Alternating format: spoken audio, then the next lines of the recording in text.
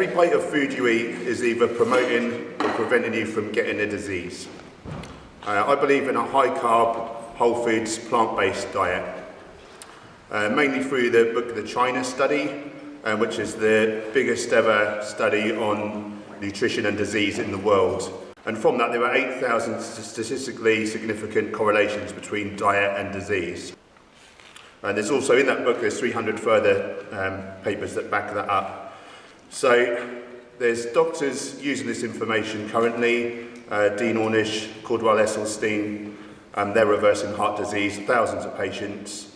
Neil Barnard, he's reversing type 2 diabetes. There's Gerson therapy that can reverse cancers, and I know people who've done so without any radiation, chemotherapy, drugs. You know, the side effects of these things are like more cancers, more disease. With myself, since I've been eating this way, my eyesight is more than twice as good. I've no tendonitis in my arms, which used to stop me training for weeks at a time. I get no more hay fever, which was debilitating.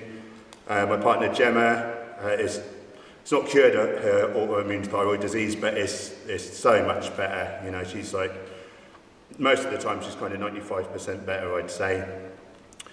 With my personal training clients, they're all doing well, they're all getting bigger, stronger, faster, leaner. Half of my clients are reversing disease though as well. So type 2 diabetes, total reversal, 20 years of osteoarthritis. He came up to me after 15 weeks and told me, Paul, I've got no pain anymore. Well, one client has had a terrible liver disease for 30 years with bridging, fibrosis, scarring. They gave him terrible drugs, which like half killed him basically, didn't make him at all well, and they didn't touch it. I think it was 5 months, and he happened to have a scan, and the hospital said, you're completely rejuvenated your liver, it's like you've got a new liver now. So that's why I believe in this diet. It's species specific. So anthropoid primates, anthropoid means human-like, so in nature, they all eat fruit and grains. You know, they may eat animal if, you know, they can't get fruit, but that's a rare thing and it's not what they're designed to eat. You know, if you look at their physiology and our physiology, you know, we are frugivores, okay, which means, like I say, plant foods. So whole plant foods basically for this diet, so it's a lot of fruit and veg. Some people use grains, but I would say the fruit and veg is a lot more nutritious, so I eat as much of that as I can, and then some grains as well if I want to. Legumes are very good, obviously. And perhaps a small amount of nuts, seeds, or avocado. But the point is you want a maximum of 10% of your calories from protein, and a maximum of 10% of your calories from fats. Okay. So if you decide to eat this way, you need to check carefully the balance of your omega-3s and 6s. So that's a type of fatty acid, a type of fat. And it should be in a 1-to-1 ratio for a vegan.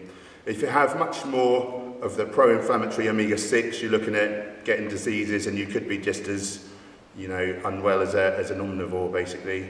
So really look at that 1-to-1 ratio, omega-3 to 6. You can check on the Chronometer app to make sure. I checked mine today, and it was exactly like 1-to-1. The omega-6 is pro-inflammatory, as I say. It's indicated in Alzheimer's now. That's, I think, the 6th biggest killer in the West is Alzheimer's disease. And it's because people are using oils and stuff, which are high in omega-6s. More nutrients you get in, the more you're protecting yourself from getting diseases. Leafy greens are particularly good. They're actually high in the omega-3, which people often forget. They've got vitamin K and a lot of minerals as well, so it's good. I like to have a pound of leafy greens a day. I'd say at least half a pound if you want to be really well. Supplements, you need a B12. Some people call that a vegan deficiency, but the B12 that meat eaters get often is from a supplement that they've given to the animals. Really, B12 is from bacteria that we used to get from untreated water, dirt on our bodies. Obviously, we're so sterile with things now, you know, which is a good thing, but people should be aware that B12 needs to be added in. Well, I was talking to Gemma about this today. She said that her cousin Catherine has been shown to be B12 deficient, you know, and she's omnivorous. So it's a very common deficiency, and it is it will really make you very, very ill, and it's irreversible, the damage it does. So make sure your B12 is up to par. In the winter time, the D3 would be a good supplement. We're meant to get strong sun. I believe we evolved in the equator with a strong sun. We've moved away. There is vitamin D in egg yolks and full-fat cheeses, but I think you get heart disease a lot quicker, sooner than you get enough. You physically wouldn't get enough D from nutrition. It needs to come from the sun, or as I say, a supplement. On this diet, I'd recommend seaweed once or twice a week for the iodine. And other than that, if you're eating well of fruits and veggies, you're meeting your caloric needs, I believe you'll have all your nutrients covered. As I say, you can check on chronometer to make sure. But I've had a couple of blood tests since I've been eating this way, and every single vitamin and mineral has always been top of range, really, really good. The one other supplement you could consider is DHA. So that's what we're trying to get from eating the plant-based omega-3s. We have an enzyme that converts the short-chain ALA into the long-chain DHA, which is important for nerve function, for brain, as I say. So I like to supplement the tablet, which gives me 250 grams of DHA as a safeguard. But if your omega-3/6 ratios are even, it should be fine.